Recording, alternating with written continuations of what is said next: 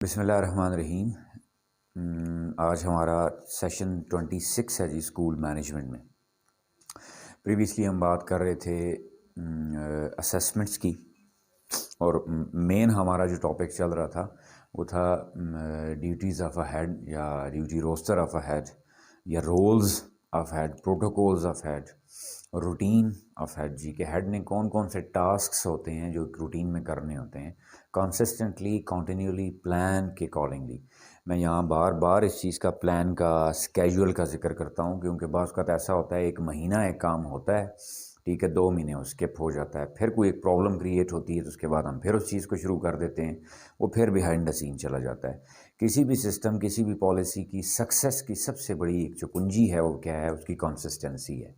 कि जो चीज़ मैंने सेशन के एंड में स्टार्ट की है, अगर वो उसी टेम्पो, उसी पेस के साथ, सॉरी एंड कह रहा हूँ, कि स्टार्ट में शुरू की है उसी पेस और टेम्पो के साथ, अगर एंड तक चले वो, तो उसके रिज़ल्ट्स जो होते हैं वो बहुत अच्छे आते हैं, जल्दी आते हैं, और वो रिज़ल्ट्स जो होते हैं वो कह लें आप कि कंफर्म होते हैं, यानी उनमें कोई कोई डाउट नहीं रहता, कोई कोई कोई एलिमेंट वीक नहीं रहता। एक एक एक कंप्लीट कॉम्प्रिहेंसिव हमारी एफ़र्ट्स के रिज़ल्ट्स आ जाते हैं। अब उसमें मिसाल मैं एक दूँ कि जनरली जिस तरह देखा गया है, एग्ज़ाम करीब आ रहे हैं, लास्ट हमारा टॉपिक भी असेसमेंट ही था, और ऐसा लग रहा होता है कि हर बंदा बस उस असेसमेंट, जो फाइनल वो एक असेसमेंट है, या टर्म असेसमेंट है, या एग्ज़ाम है, ठीक है, उस एग्ज़ाम में रिज़ल्ट्स अच्छे कैसे करने हैं, ठीक है। और पेरेंट्स को भी, चूँकि उनका कोई कसूर नहीं है, ओरिएंट नहीं किया जाता, उनको ओरिएंटेशन नहीं दी जाती, ब्रीफिंग्स नहीं दी जाती, सिस्टम एक्सप्लेन नहीं किया जाता, तो उनके पास सिर्फ बस एक ही टूल है ना, कि बच्चे की परफॉर्मेंस को चेक करने का, कि भाई अगर एग्ज़ाम में उसके मार्क्स अच्छे आए हैं तो उसका मतलब बच्चा ठीक जा रहा है जी। चाहे वो मार्क्स फेक, ठीक है, बड़ा माजरत के साथ ये ऐसा होता है कि चाहे वो मार्क्स फ़ेक लगा दिए जाएँ, या फ़ेक मार्क्स पेरेंट्स को खुश करने के लिए कि जी उनके बच्चे की परफॉर्मेंस बड़ी अच्छी है, ठीक है। और वो फ़ेक मार्क्स भी जो लगते हैं, मैं फिर भी उन जो लोग फ़ेक मार्क्स लगाते हैं उनका भी मैं उनको कसूरवार नहीं ठहराता, क्योंकि हमने एक ओवरऑल प्रेशर इतना बिल्डअप कर दिया है, चाहे वो टीचर हो, चाहे वो बच्चा हो, चाहे वो स्कूल मैनेजमेंट हो, सिस्टम हो, पॉलिसी हो, उसके ऊपर ये प्रेशर का एलिमेंट इतना ज़्यादा आ गया है कि भाई सारे का सारा सिस्टम बस एक ही तरफ जा रहा है कि जी बच्चे की रिज़ल्ट हमने एग्ज़ाम्स में अच्छे शो करने हैं। क्यों? पेरेंट्स की सेटिस्फेक्शन जो है वो अच्छे रिज़ल्ट से ही होगी, और पेरेंट्स के पास जज करने का, चूँकि हम उनको ब्रीफ नहीं करते, तो उनके पास जज करने का एक ही सिंपल सा टूल है कि जी अगर टेस्ट में, एग्ज़ाम में, असेसमेंट में बच्चे के मार्क्स अच्छे आए हैं तो उसका मतलब वो ठीक जा रहा है। उसके लिए क्या जो प्रॉब्लम है वो ये है कि वो एफर्ट सेशन के एंड में उस तरह नहीं शुरू हो रही होती, स्टार्ट में नहीं शुरू हो रही होती, ठीक है। सेशन के स्टार्ट में उसका प्लान, उसकी स्ट्रेटजीज, उसका मैकेनिज़्म, उसका स्केड्यूल इतना अच्छा नहीं होता जितना यूजुअली देखा गया एग्ज़ाम से पहले जाके होता है। जितनी एग्ज़ाम से पहले जाके दौड़ें लग रही होती हैं हर किसी की, अगर वो पहले दिन से ही प्रॉपर उस तरह, जो हम बेसिकली हेड की रोल्स में, रिस्पॉन्सिबिलिटीज़ में डिस्कस कर रहे थे अभी, कि वो क्या था, उसका कोऑर्डिनेशन थी, कि कोऑर्डिनेशन विद स्टाफ जी, और ख़ास तौर पे कोऑर्डिनेशन विद टीचर डिस्कस हो रही थी। अब वो कोऑर्डिनेशन अगर ये पहले दिन से ही, पहले वीक से ही, ठीक है, और मैं पहला दिन इसलिए कह रहा हूँ कि भाई ये प्री कोऑर्डिनेशन भी तो होगी ना।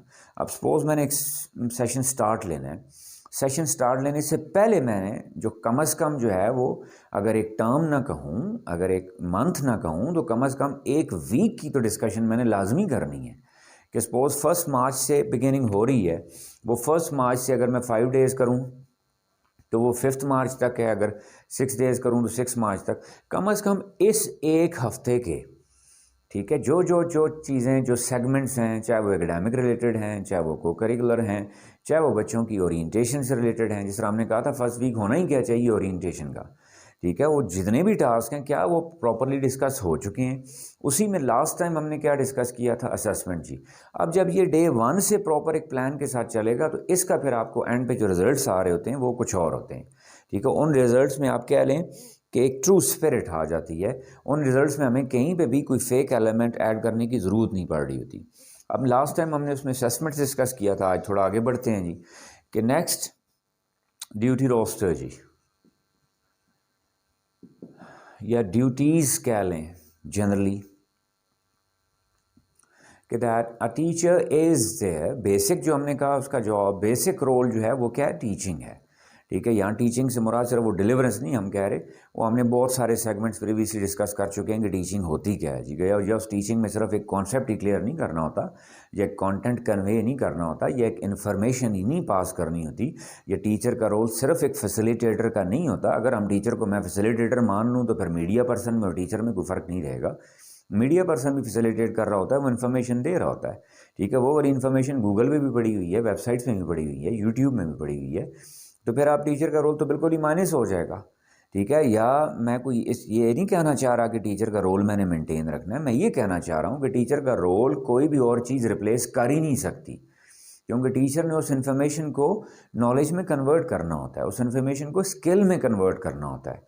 ठीक है, और वो स्किल में कन्वर्ट करना सिर्फ खास जस्ट एक जो नॉर्मल कन्वेंशनल टीचिंग या ग्लव्स है उसमें कवर नहीं होती। उसमें चाइल्ड इन्वॉल्वमेंट है, उसमें एक्टिविटीज़ हैं। ठीक है, उसमें बच्चे की स्किल्स पे काम करना है, वो हम बहुत डिटेल में सारा कुछ डिस्कस कर चुके हैं। अब वो क्लासरूम के अंदर जो जो एक्टिविटीज़ हैं, जो ड्यूटीज़ हैं टीचर की, या जो टास्क हैं, जो जो कॉम्पिटेंसी जिन पे उसने काम करना है, SLO जिन पे काम करना है, ठीक है, जिन जिन स्किल्स पे काम करना है, उसके अलावा आप कुछ और कहें। फॉर एग्ज़ाम्पल जी दैट मॉर्निंग असम्बली जी। अब हेड के पास बेसिकली टीम होती है ना, और every individual is a member of that team. अब उसमें मैं कहूँ पब्लिक रिलेशन ऑफिसर है तो वो भी एक टीम मेंबर है। ठीक है, एडमिनिस्ट्रेटिव स्टाफ है, टीम मेंबर है। क्लीनिंग स्टाफ है, वो एक टीम मेंबर हैं। हेल्पर्स हैं या पेयॉन्स हैं, वो भी टीम मेंबर्स हैं। अभी हम बात कर लें प्योरली टीचर की जी। उस उन ड्यूटीज़ में मिसाल मैंने दी, फॉर एग्ज़ाम्पल एक सेगमेंट क्या है, मॉर्निंग असम्बली। एक सेगमेंट और क्या है आपका, एक्टिविटी कैलेंडर जो होता है आपका।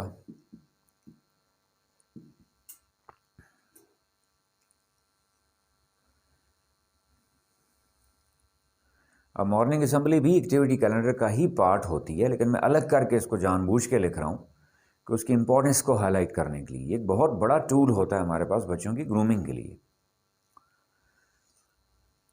अब इसमें टीचर का जो रोल है इसके साथ हम जो अगला हमारा सेशन होगा, या जो इसकी एक्सटेंशन आगे होगी, जो हमने कहा था चाइल्ड्स डेवलपमेंट जी, या स्टूडेंट डेवलपमेंट जी।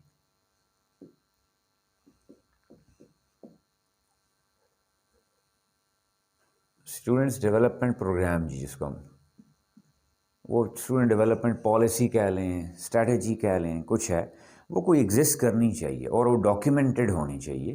वो एक प्रॉपर स्पिरिट के साथ वेल प्लान्ड होनी चाहिए, वेल थॉट, कंसिडर्ड, रिकंसिडर्ड होनी चाहिए, पॉन्डर्ड ओवर होनी चाहिए बाय द होल स्टाफ। उसमें एवरी इंडिविजुअल इज़ इम्पॉर्टेंट, और उन सारे इंडिविजुअल्स में सबसे इम्पॉर्टेंट रोल जो होता है वो टीचर का होता है। टीचर की इन्वॉल्वमेंट के बगैर, टीचर की सपोर्ट के बगैर कोई भी आपकी पॉलिसी है, जो मैं पहले दिन से कहता आ रहा हूँ, वो फेल हो जाएगी। और उसमें जो हर्डल्स हम प्रीवियसली हमने डिस्कस की थी कि बाज़ का वो प्लान टीचर को प्रॉपरली कन्वेड नहीं होता, या उसकी ट्रू स्पिरिट कन्वे नहीं होती, या उसकी क्लैरिटी ऑफ पर्पस जो है वो कन्वेड नहीं होता। गेटिंग माय पॉइंट जी। अब उसमें क्या, जब मैं कह रहा हूँ स्टूडेंट डेवलपमेंट प्लान है, तो उस प्लान का एक हिस्सा जो आप कह लें वो क्या है, कि वो आपका वो एक्टिविटी कैलेंडर है, वो मॉर्निंग असम्बली है। ठीक है, अब उसमें जो रोल ऑफ टीचर जो हम कह रहे हैं कि ड्यूटी ऑफ दैट टीचर जी, वो उनका रोल क्या है, that must be defined. Teacher's role जो है वो क्या होना चाहिए, वेल डिफाइंड जी। मैं जब वेल डिफाइंड कह रहा हूँ, इसका मतलब है क्या है कि क्लियरली पहले अनाउंस्ड हो, डिफाइंड हो, क्लियरली कन्वेड हो, और वो डिस्कस्ड हो। और वो डिस्कस्ड एक दफ़ा नहीं, वो हमेशा डिस्कस पूरे साल होना है, जिसको हम अब लिंक कर रहे हैं किसके साथ, कोऑर्डिनेशन मीटिंग के साथ, कि वो जो वीकली कोऑर्डिनेशन है। अब आप कहें कोऑर्डिनेशन का मैं एक प्रॉपर वीकली नाम अभी क्यों यूज़ कर रहा हूँ ख़ास तौर पे, वो तो पूरे वीक क्यों नहीं है।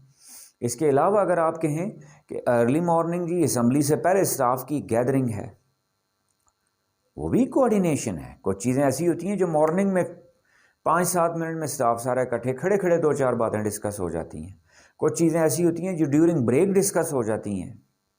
कोई इंपॉर्टेंट चीज़ आई है, कोई अर्जेंट मैटर आया है, ठीक है, कोई किसी चीज़ की अर्जेंसी है या नहीं भी है इंपॉर्टेंट कोई और रूटीन मैटर का मैं रिमाइंडर भी देना चाह रहा हूँ, तो सुबह अर्ली इन द मॉर्निंग क्या होता है कि वो स्टाफ मेरे पास है, मौजूद है, ठीक है। असम्बली से पहले आप कह लेंगे, असम्बली के बाद जाते वक्त खड़े खड़े 2-3 मिनट में वो रिमाइंडर हो जाता है। वो भी कोऑर्डिनेशन ही है।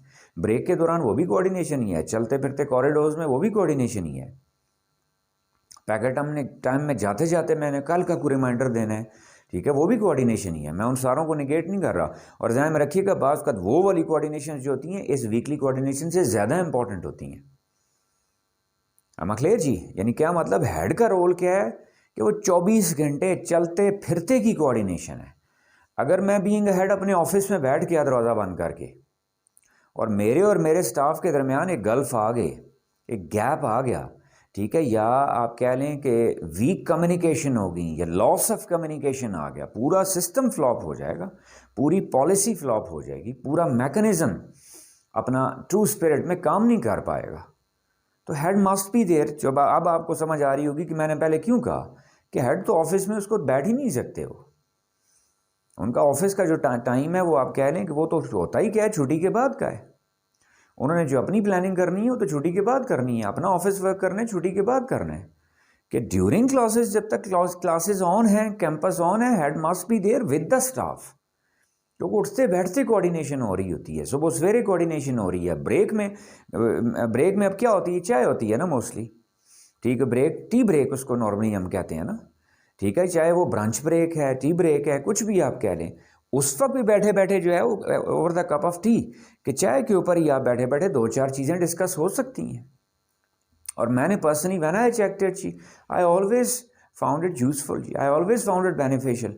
हमने एक सॉरी मीटिंग का वो जो कॉन्सेप्ट है बहुत ज़्यादा फॉर्मल कॉन्सेप्ट ही, जिसमें बैठने में लोग 10 मिनट लगा रहे हैं, जिसमें साथ चाय बिस्किट के अरेंजमेंट के लिए 10 मिनट लग रहे हैं, जिसके शुरू होने में 5 मिनट लग रहे हैं और टाइम ओवर हो जाता है, हमारी मीटिंग डिस्कस ही नहीं हो पाती। थोड़ा सा हमें उसको कैजुअल करना पड़ेगा।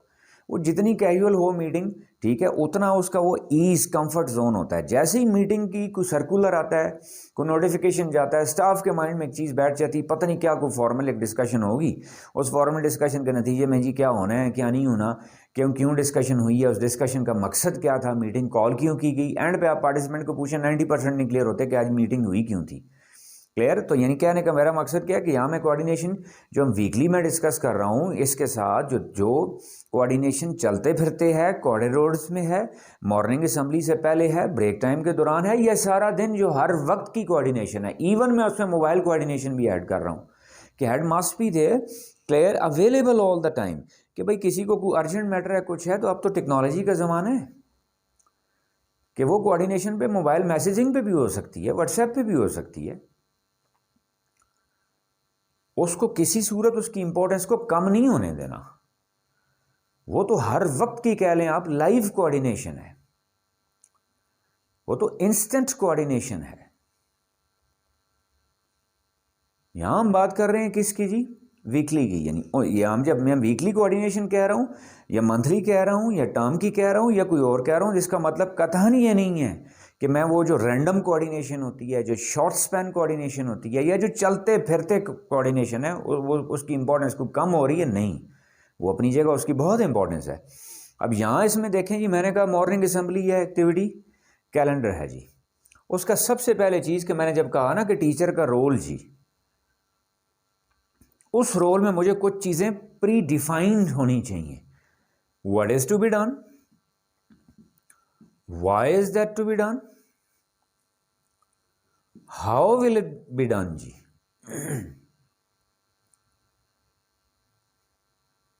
ये आप कह लें किसी भी चीज का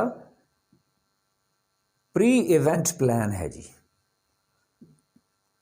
और इसी में एक दूसरा हाउ आ गया, जब वो एक्टिविटी हो जाए, हाउ वाज इट डन,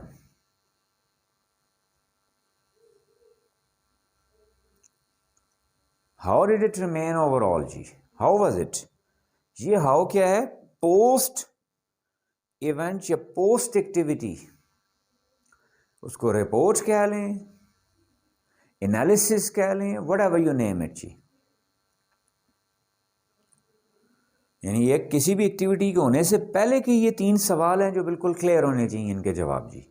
और एक किसी भी एक्टिविटी को करने के बाद वाले, दोनों को मैं क्यों कह रहा हूँ कि आपको इसके डॉक्यूमेंट मिल जाएंगे जी, इसका एक फॉर्मेट आपको मिल जाएगा। उस डॉक्यूमेंट को आपने देखेंगे उसमें, तो आपको उसमें ये सारी चीज़ें खुद ब खुद मिल जाएंगी वहाँ पे। अब what is to be done जी, यानी क्या मुराद एक्टिविटी है क्या। अब मैं जब व्हाट कह रहा हूँ तो व्हाट के जवाब में क्या आ रहा है, असेंबली। व्हाट के जवाब में क्या आ रहा है, आपका एक्टिविटी कैलेंडर। फिर मैं असेंबली कह रहा हूँ, क्लियर। उसका अगली चीज़ जो है असेंबली में सेगमेंट क्या है, why is that being done. Why से मुराद क्या, उसका ऑब्जेक्टिव क्या है, पर्पस क्या है। क्या ये सिर्फ खाना पूरी है या कोई वेल थॉट प्लान है। अब असेंबली बड़ी मादरत के साथ जी नॉर्मली क्या देखा गया, बस 4-5 सेगमेंट हैं जी, उनको बस फिल कर दें। क्या तिलावत रख दी गई है जी, नात रख दिया गया है, कोई स्पीच रख दी गई है, कोई न्यूज़ रख दी गई है, जिसमें बस सिर्फ क्या है जी, बच्चे उन्होंने आगे टोटल रूटीन पूरा करना है, उन्होंने करना है।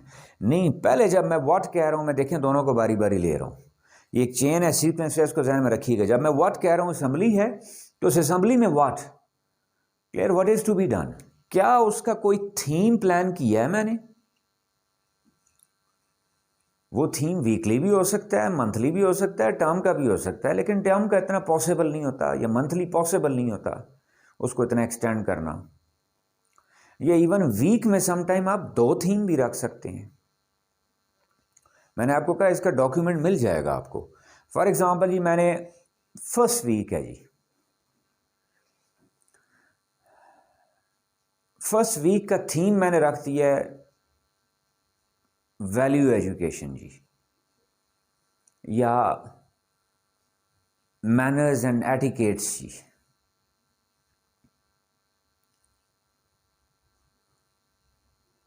अब उसमें मैंने अब जब मैनर्स एटिकेट्स रख दिया, अब देखें फर्स्ट वीक में डेली खड़ा होकर मैं being a principal, being a head तकरीर कर रहा हूँ, उसका शायद उतना इम्पैक्ट नहीं होगा। लेकिन जब बच्चे उसमें इन्वॉल्व हो जाएंगे कि फॉर एग्जांपल जी, how to move in corridors जी, पाँव घसीट के नहीं चलना जी, कि when some teacher is there, some senior is there, get aside जी, रास्ता छोड़ना है जी। मैंने अक्सर नोट किया टीचर गुजर रहे होते हैं, बच्चों के धक्के लग रहे हैं उनको जी, कोई प्रॉब्लम नहीं है, मेरे बच्चे हैं, मेरे सर आँखों का ताज मेरा, मुझे उनके धक्के लगे, मुझे उनसे कोई प्रॉब्लम नहीं है। लेकिन कल वो कहीं वो बच्चे जाके किसी एग्जेक्टिव प्लेस में भी एग्जिस्ट कर सकते हैं, उनको कम से कम अपने सराउंडिंग को बॉदर करना आए कि वेयर आर दे स्टैंडिंग, कि वो कहाँ खड़े हैं, आसपास लोग क्या हैं। ठीक है, अगर लोग गुजर रहे हैं, चल फिर रहे हैं, कुछ है, कि क्या उनकी एग्जिस्टेंस से सराउंडिंग अफेक्ट तो नहीं हो रहे। And this is called schooling, this is called the purpose of schooling, this is called education. तालीम और तरबियत, तरबियत इसी को तो कहते हैं ना, कि मैंने फर्स्ट वीक के थीम में ही वो चीज़ें ऐसी रख दी हैं, क्लियर। अब मैं उनको खड़ा होकर कहूँ आपने हमेशा लाइंस में मूव करना है, लेकिन वो जब बच्चे खुद आके असेंबली में उनको कुछ ऐसा एक्टिविटी ऐसी कर देते हैं कि जिसमें एक लाइन में चलने का कोई बेनिफिट पता चल रहा है। मिसाल, ठुडे नहीं लगेंगे जी आपको, पाँव के ऊपर पाँव नहीं आएंगे जी, धक्के नहीं लगेंगे आपको, आपको इनकन्वीनियंस नहीं होगी। यानी अब मैं कॉन्सेप्ट बच्चों के दिमाग में क्या डाल दूं कि ये जितने भी मैनर्स हैं, ये जितने भी एटिकेट्स हैं, इनको खुदारा 1 मिनट के लिए ज़रा सवाब से हटा के प्रैक्टिकली देख लें, उनको उनकी प्रैक्टिकल यूटिलिटी चेक कर लें। वो क्या, जिस तरह मैंने क्या कहा कि कायनात का कोई रूल बना हुआ है, मज़हब, किसी भी मज़हब ने कोई भी जो रूल दिया है वो basically that is there with the idea of what जी, कन्वीनियंस। कि वो है बेसिकली क्या है, कन्वीनियंस है। डिसिप्लिन का अगर मैंने ये कॉन्सेप्ट बिठा दिया कि भाई जो डिसिप्लिन फॉलो नहीं करेगा उसको मैं सक ऑफ कर दूंगा, जो डिसिप्लिन फॉलो नहीं करेगा उसको फाइन हो जाएगा, जो डिसिप्लिन फॉलो नहीं करेगा उसको साइड पे खड़ा कर दिया जाएगा, पनिशमेंट दी, यानी हमें खुदारा इस पनिशमेंट के कॉन्सेप्ट से निकलना पड़ेगा, हमें इंसेंटिव के कॉन्सेप्ट पे आना पड़ेगा, हमें कन्वीनियंस के कॉन्सेप्ट पे आना पड़ेगा कि that when you are moving in lines you will remain convenient. आपके सराउंडिंग तो कन्वीनियंट होंगे ही, आपके सराउंडिंग अफेक्ट होने से बचेंगे ही, आप खुद कन्वीनियंट होंगे। This is for your ease, this is for your convenience when you are moving in lines. जब आप क्लास असेंबली ख़त्म हो रही है, क्लासेस में जा रहे हैं, या ब्रेक हो रही है, क्लासेस से बाहर आ रहे हैं, ठीक है, अगर वो स्टेज हैं, सीढ़ियाँ हैं, कुछ और हैं, अल्लाह ना करे किसी को धक्का लग जाए, कुछ है, तो उसके मुंह दान टूट जाएंगे। तो आप जब उसको वही लाइंस में रह के प्रॉपर एक डिसेंट मैनर में डिस्टेंस रखना है, 1 आर्म डिस्टेंस जी, तो यू विल बी कन्वीनियंट। आपको ठुडे नहीं लगेंगे, आपको धक्के नहीं पड़ेंगे। अदरवाइज जाएं, करके देखें विदाउट लाइंस, एक शीप वॉक में आप ऐसा बन के देखें आप। अब वो ये वाली चीज़ जो है, मैं तकरीर खड़े होकर कर रहा हूँ, मैं भाषण झाड़ रहा हूँ, तो बच्चे उसको रूटीन लेके मोस्टली आपने देखा होगा सुन भी नहीं रहे होते, उनका दिमाग भी नहीं है, 2-4 के अलावा किसी पे उसका असर ही नहीं हो रहा होता। अब कहने का मेरा मकसद क्या कि मैंने असेंबली का थीम क्या रख दिया, एटिकेट्स एंड मैनर्स, या मैं इसको कहूँ वॉकिंग मैनर्स या लिविंग मैनर्स कह लें, कोई नाम दे दें, वैल्यूज़ कह लें, कि चल रहे हैं तो 1 आर्म डिस्टेंस कम से कम होना चाहिए आप में और अगले बंदे में। एक क्यू में खड़े होना है, कतार में खड़े होना है, तो कम से कम 1 आर्म डिस्टेंस होना चाहिए आपके और अगले बंदे में। पाँव घसीट के नहीं चलना आपने, ठीक है, किसी को पुश नहीं करना आपने। डोंट टच का कॉन्सेप्ट जब आपने दे दिया मोस्टली जो छोटे बच्चे हैं, मैं जूनियर स्कूल की खास तौर मिसाल दूं, अक्सर आपने देखा होगा बच्चों में हाथापाई, मार कुटाई, ये शुरू कहाँ से होती है, टच के कॉन्सेप्ट से। जब वही मैं बच्चों के सपोज उनके एक टैग्स बनवा लेता हूँ उनसे असेंबली में, उनके मैं कोई प्ले कार्ड्स उनसे ऐसे बनवा लेता हूँ कि don't touch, keep 1 arm distance, keep the distance, keep the distance. अब वो बोलने में भी आ जाएगा। मेरे जो प्रोक्टोरियल बोर्ड है, प्रीफेक्स है मेरे, क्लियर, उनकी भी जब ज़मानों में मैं उनको सिखा दूंगा कि वो हम क्या करते हैं, उनको बस सैशेस पहना के बस लाइनों में कहीं खड़ा कर दिया, बस वो खड़े हैं वहाँ पे पैसिव मोड में। नहीं, मैं जब उनको आर्टिकुलेट कर दूंगा कि when the children are moving, आपने बड़ा सॉफ्ट एक रिमाइंडर देना, excuse me, keep 1 arm distance, excuse me, don't touch, excuse me, mind your language.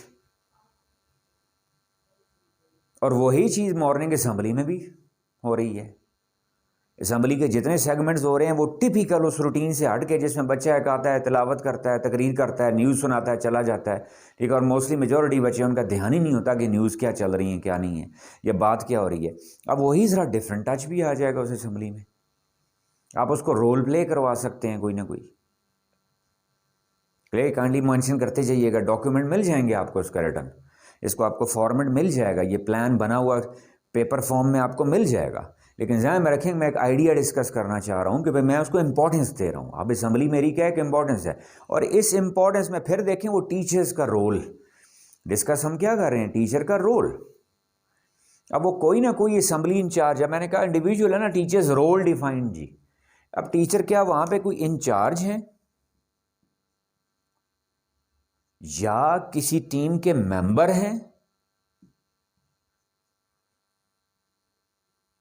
Clear? अब टीम मेंबर में क्या हूं, क्या वो प्लानर हैं, क्या वो एग्जीक्यूटर हैं? Not at all. टीचर का रोल यहां ज़हन में रखिएगा जी, होगा हमेशा क्या, पैसिव, बिहाइंड द सीन।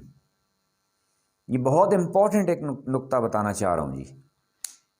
कतहन ये कॉन्सेप्ट ही गलत है जिसमें टीचर बच्चों को जी तकरीर लिख के दे रहा है, रटा मार रहा है, बच्चे रटे मार रहे हैं, बच्चे जाके उसको कर रहे हैं। नहीं, teacher's role is just a guide, वो एज अ गाइड काम करेगा जी। अब वो कह लें, जब मैं असेंबली कह रहा हूं कोई थीम है, इस वीक का थीम मैंने रखा फॉर एग्जांपल जी डिसिप्लिन, मैनरिज्म, एटिकेट्स जी, या वैल्यू एजुकेशन मैंने थीम रखा, या सोशल कर्टेसीज मैंने नाम दे दिया उसको। ये मैं मुख्तलिफ नाम बता रहा हूं, अब जो आपको पसंद लगे, या लव योर सराउंडिंग्स आप थीम दे दें उसको।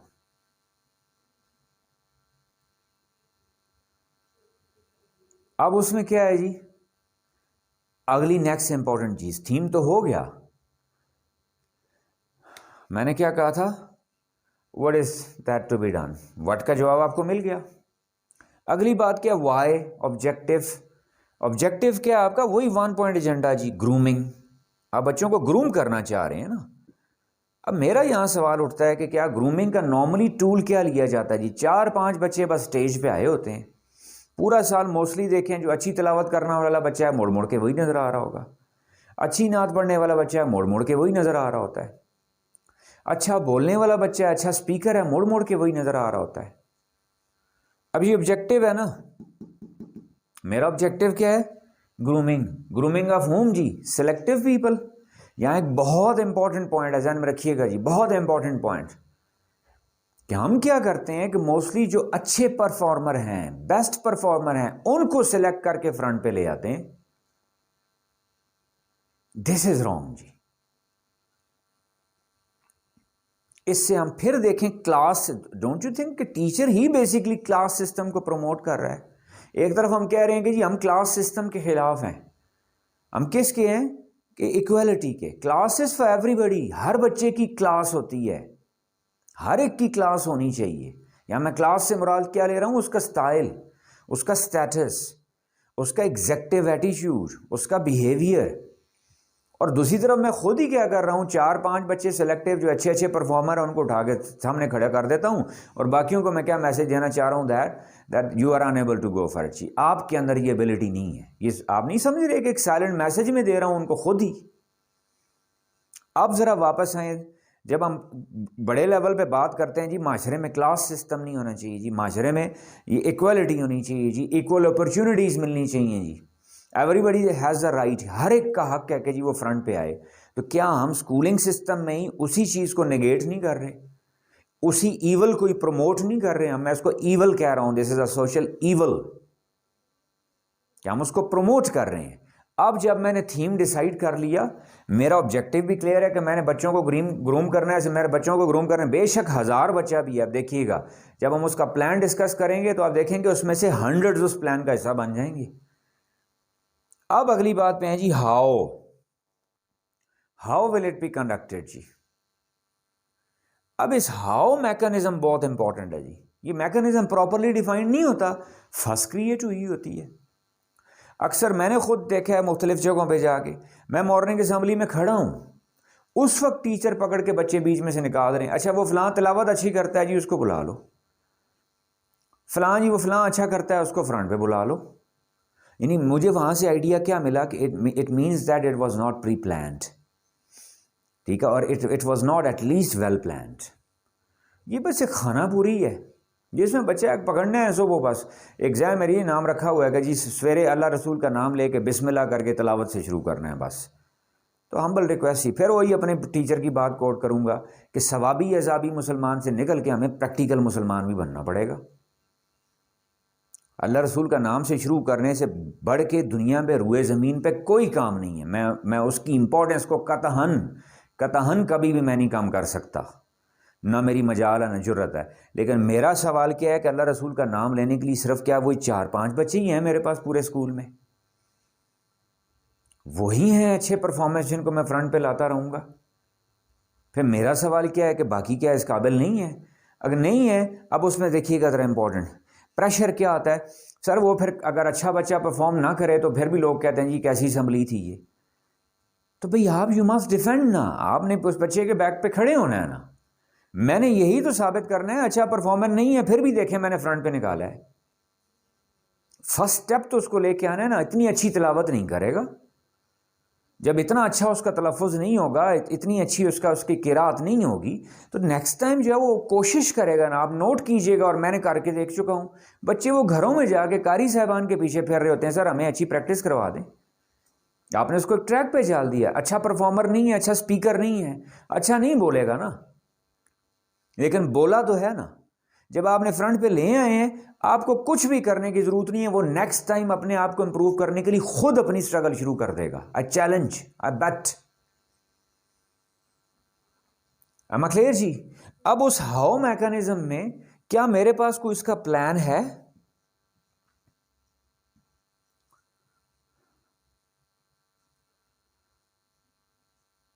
कि बच्चों की सिलेक्शन कैसे होगी? उस प्लान में ज़हन में रखिएगा, पहले क्या सिलेक्शन क्या है जी, फिर दूसरी बात उनकी प्रिपरेशन क्या है जी, हाउ विल दे प्रिपेयर, फिर तीसरे स्टेप में आता है कि जी हाउ विल दे पार्टिसिपेट। यानी प्लान में क्या तीन चीज़ें इंपॉर्टेंट मैंने क्या रखी जी? Selection of the students, selection of that child, that who will perform it जी, then how will he prepare it जी, उसका मैकेनिज्म क्या होगा, and then how will he participate और हाउ विल ही परफॉर्म। इसको पार्टिसिपेशन कह लें, performance कह लें जी।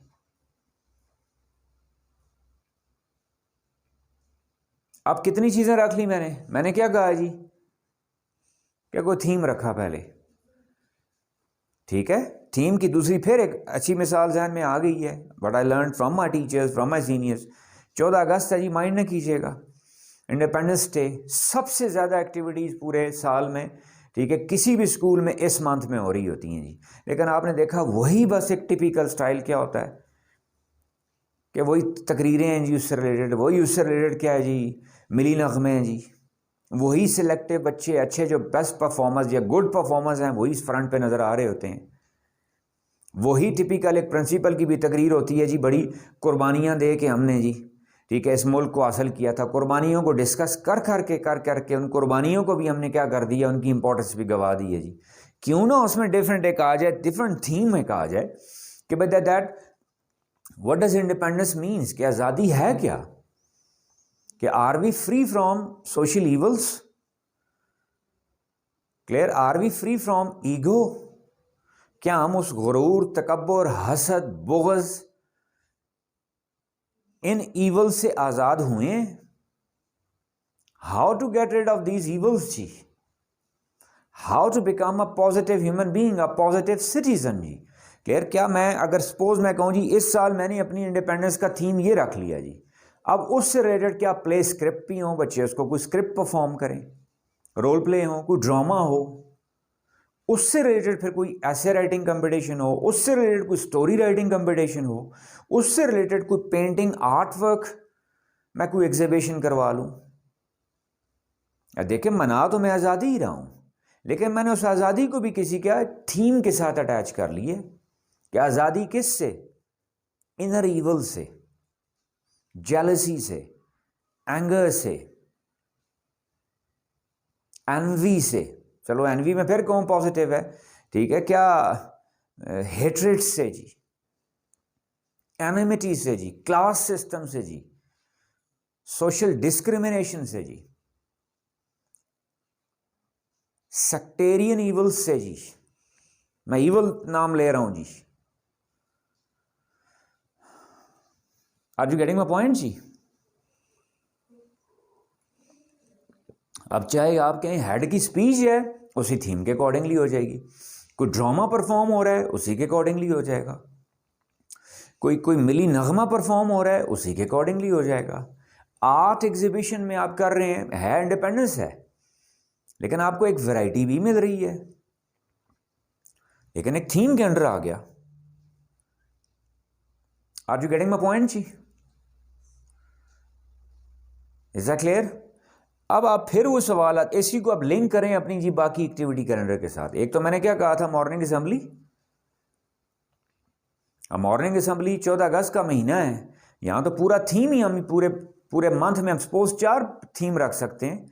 पहला वीक हम रखते हैं यही सोशल ईवल्स जी, कि independence from liberty, from freedom from social evils. दूसरा मैं थीम रख सकता हूँ दैट लव और respect for our national heroes. तीसरा थीम में रख सकता हूं जी कि what can I do to preserve the independence of my country जी एट ऑल लेवल्स।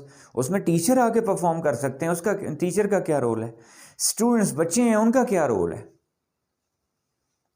वो अब अपनी आज़ादी की हिफाजत के लिए बंदूक तो नहीं उठाएंगे ना। मैं उनको क्या, वही जो हमने अल्फा सेंटोरी का हमने थीम भी रखा हुआ है, जो हमारा मोटो भी है, वो क्या है कि दैट टू लिंक एजुकेशन जी, to link the utility of education with its true value जी। एक बच्चा अपने मुल्क की आज़ादी के लिए क्या कर सकता है, या मुल्क की आज़ादी को सस्टेन करने के लिए क्या कर सकता है, या उस फ्रीडम को ट्रू मानों में फ्रीडम बनाने के लिए क्या कर सकता है। इट स्टार्ट्स फ्रॉम हेयर जी, कि मैं उसकी वही मेंटल ग्रूमिंग हो रही है, ठीक है। एक मेंटली आप उसको प्रिपेयर कर रहे हैं कि that when he will become a doctor इंशाल्लाह जी, ठीक है, वो पैसा कमाएगा डॉक्टर बन के, स्टेटस एंजॉय करेगा, but along with that he will try to do something for his country.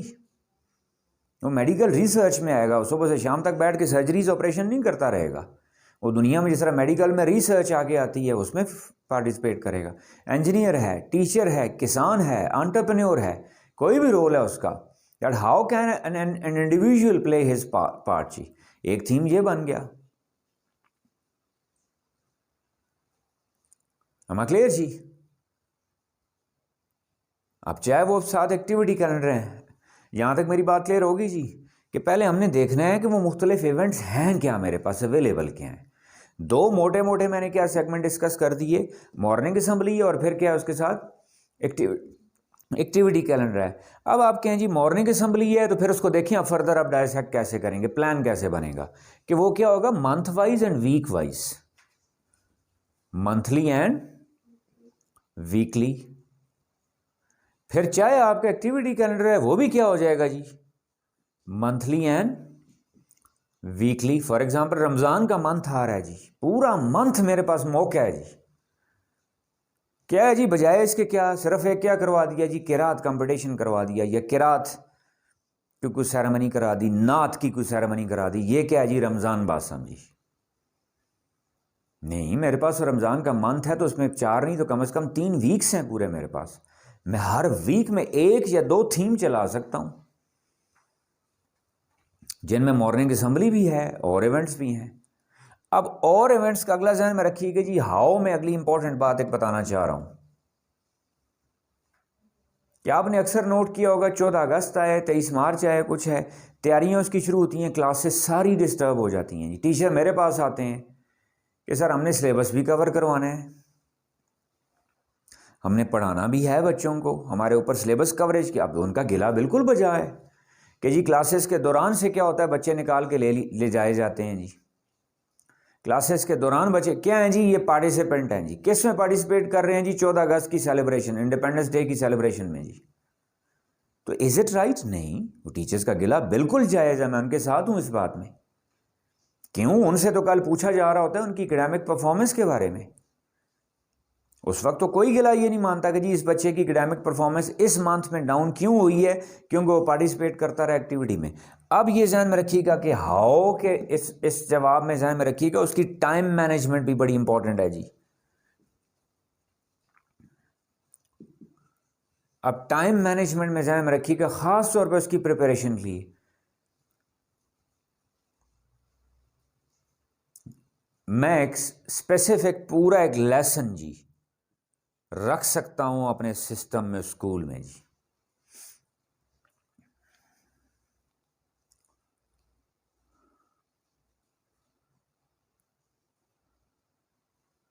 और उस लेसन का नाम मैं क्या दे सकता हूं जी, माय लेसन।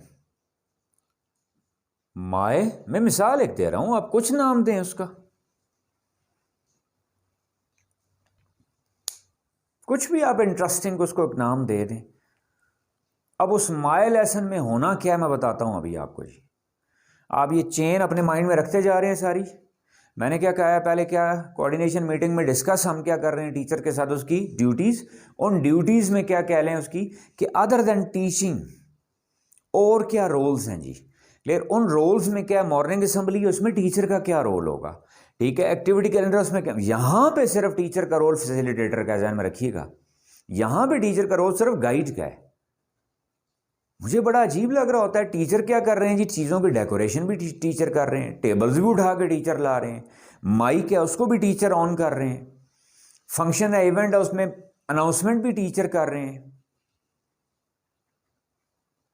कंपेयरिंग भी टीचर कर रहे हैं जी। No, not at all, teacher का कोई रोल नहीं है जी। School is there for students, बच्चों के लिए है वो। अब उसमें मैंने क्या कहा कि टीचर के रोल के साथ फिर क्या, कोई एक्टिविटी है, चाहे वो मॉर्निंग असेंबली की एक्टिविटी है, चाहे वो मॉर्निंग असेंबली मैं इसलिए अलग कर रहा हूं, ध्यान में रखिएगा जी, क्योंकि ये डेली का है ना हमारा। फिर उसके साथ जो मंथ चल रहा है उस मंथ से रिलेटेड मैंने एक्टिविटी, उस मंथ में कोई ना कोई खास दिन आ रहा होता है, सपोज मदर्स डे आ रहा है, टीचर्स डे आ रहा है, ठीक है, ये ग्लोबल वार्मिंग या इन्वायरमेंटल कोई डे आ रहा है, प्लांटेशन से रिलेटेड कोई डे आ रहा है, या जिस तरह हमारा बसंत फेस्टिवल एक कल्चरल इवेंट होता है वो आ रहा है, 23 मार्च आ रहा है, इंडिपेंडेंस डे आ रहा है, वर्ल्ड ह्यूमैनिटी डे आ रहा है, लेबर डे आ रहा है, ठीक है, कोई और चीज़ आ रही है। अब उसकी एक्टिविटी और उसका मैंने फिर क्या कहा, अगर वो पूरा मंथ है तो मंथली प्लान क्या है, या मंथ नहीं है तो फिर कम से कम वीकली प्लान क्या है उसका। और आखिरी बात मैंने क्या की कि हाउ, उसकी प्रिपरेशन कैसे होगी, मैकेनिज्म क्या होगा, who will participate in that. क्या वही सिलेक्टिव 4, 5, 8, 10 बच्चे हैं? मैंने क्या कहा था, हमने पहले एक दिन बड़ी डिटेल में डिस्कस किया था, आपका साल का सपोज को बहुत बड़ा इवेंट है, पेरेंट्स डे है मिसाल के तौर पे, ये आपको बड़ा इवेंट करवा रहे हैं। मैं कभी मना नहीं करता कि साल के एंड में जाके उस वक्त हक बनता है जो बच्चे पूरा साल परफॉर्म करते रहे हैं, ठीक है, उनकी परफॉर्मेंस की बेस पे जो आप सबसे बेस्ट बच्चे हैं जी सिलेक्ट हुए हैं वहाँ उनको परफॉर्म करवाएं आप ना। लेकिन पूरा साल क्या कोई ऐसा मैकेनिज्म रहा है? क्लियर? उस मैकेनिज्म की बेस पे आपने सिलेक्शन की। मैं मिसाल क्रिकेट से दूंगा आपको जी, कि जैसा सपोज हमारी क्या रीजनल क्रिकेट होती थी, ठीक है, उस रीजनल कैरेक्टर में डिपार्टमेंटल क्रिकेट आती थी। क्लियर? डिपार्टमेंट से की तरफ से प्लेयर खेलते थे, वो जिनकी परफॉर्मेंस अच्छी होती थी, सपोज यू अंडर 19 की टीम में जा रहे हैं, ठीक है, वहाँ से फिर वो नेशनल टीम में क्वालिफाई करते थे। तो अब आप कह लें ये अगर मेरिट पे एक थ्रू प्रॉपर प्रोसेस एक बच्चा स्टेप वाइज ग्रेजुअल डेवलपमेंट के साथ पीक पे आ रहा है और वो जाके किसी बड़े इवेंट में परफॉर्म कर रहा है, आपने साल के दौरान अपने बड़े इवेंट को रखने हैं, मैं बताऊंगा तरीका आपको कि एक वो बड़े इवेंट में जाके कोई कर रहा है तो फिर उसका हक है ना, फिर वो कह सकता है कि जी वो पूरा साल एक प्रैक्टिस में रहा है, पूरा साल एक रूटीन में रहा है जिसमें दर्जन हा बच्चों ने वो चीज़ें परफॉर्म की हैं। उन दर्जन हा में से जो मेरिट की बेस पे जिसने ज़्यादा स्ट्रगल की, जिसने ज़्यादा रिहर्सल की, जिसने ज़्यादा मेहनत की, जिसने ज़्यादा प्रैक्टिस की, जिसकी ज़्यादा परफॉर्मेंस अच्छी आई, उसको हमने फाइनली ये सिलेक्ट किया जी। तो ये this is what should I call it that, an organised way of selection जी। इसमें बच्चा एक ट्रेन हो रहा है, उसकी ग्रूमिंग हो रही है। अब ये सारा करना कैसे है जी, इसको करेंगे कैसे? जो मैंने कहा टाइम मैनेजमेंट है, तो उसके लिए आपने क्या रखना है, वहाँ पे एक लेसन रख देंगे अपना। यानी सपोज अगर आपके 7 लेसन हैं डेली, क्लियर, या अगर आप डेली 6 लेसन चला रहे हैं, ये ज़हन में रखिएगा जी। मैं फिर बार बार एक कहता हूँ कि लेसन ठूंस दिए जाते हैं, मैक्सिमम चीज़ें रख दी जाती हैं, वो ट्रू स्पिरिट हो नहीं पा रही होती। ये आपका सारी चीज़ बेस करती है प्लान के। अगर मैंने डेली 7 लेसन रखे हैं जी, उन 7 के साथ मैं कम से कम 30 मिनट्स का एक लेसन ऐसा रख दूंगा जिसमें इन सारी चीज़ों की रिलेटेड मीटिंग भी होंगी, प्लान भी डिस्कस होंगे, रिहर्सल भी होंगी। अब रिहर्सल आप कहें जी 30 मिनट में हो, रिहर्सल नहीं, मैंने 30 मिनट में अपने सामने वो रिहर्सल सिर्फ देखनी है ना, वो बच्चा बाकी रिहर्स पैकअप टाइम के बाद कर लेना, ठीक है, वो पैकअप टाइम छुट्टी के बाद कर ले वो ना, उसके पास टाइम अवेलेबल है, रात तक का टाइम है उसके पास ना, प्रैक्टिस वो वहाँ करेगा। मेरे सामने उसकी जो रिहर्सल हो रही है, जो मैंने ऑब्जर्व करना है उसको जो प्रिपेयर कर रहा है, उस पोस्ट तैयार हो रहा है, वो उसमें क्या गलतियाँ हैं नहीं है, उसको जो ठीक करना है, उसके लिए आपको 5-7 मिनट चाहिए होते हैं एक बच्चे के लिए। यहाँ तक मैं क्लियर हो गया जी। अब इसमें वो बच्चे जो मैंने कहा जी कि ये हाउ वाले सेगमेंट में मैंने कहा था कैसे होगा कि उसमें सिर्फ 4-5 बच्चे ना आए सिलेक्टिव, सारे बच्चों को मौका मिलना चाहिए। अब ये एक बहुत बड़ा सवाल है जी कि सारे अगर सैकड़ों बच्चे हैं तो मैं कैसे उनको मौका दूंगा। इसका जवाब इंशाल्लाह हम नेक्स्ट सेगमेंट में देंगे जी। कि जो मैंने यहाँ लिखा हुआ है ना स्टूडेंट्स डेवलपमेंट प्रोग्राम, कि वो स्टूडेंट डेवलपमेंट प्रोग्राम है क्या, वो मैकेनिज्म है क्या। और जहाँ जो मैं बहुत इंपॉर्टेंट एक बात कर रहा हूँ, टीचर सिर्फ फैसिलिटेटर है, टीचर का रोल बिल्कुल माइनस हो जाएगा जी। कौन फ्रंट पे आ जाएंगे? बच्चे। आहिस्ता आहिस्ता एक वक्त ऐसे, और देखा हर स्कूल कॉलेज में सीनियर बच्चे जूनियर होते हैं नहीं होते, आहिस्ता आहिस्ता वही बच्चे वो खुद प्लानिंग भी करना सीखेंगे, वो खुद उस इवेंट को ऑर्गेनाइज करना भी सीखेंगे, वो खुद उस इवेंट को कंडक्ट करवाना भी सीखेंगे, वो खुद उस इवेंट में पार्टिसिपेट करवाना भी सीखेंगे इंशाल्लाह जी। ठीक है, वो प्लान क्या है वो इंशाल्लाह नेक्स्ट सेगमेंट में होगा। That's all for today ji.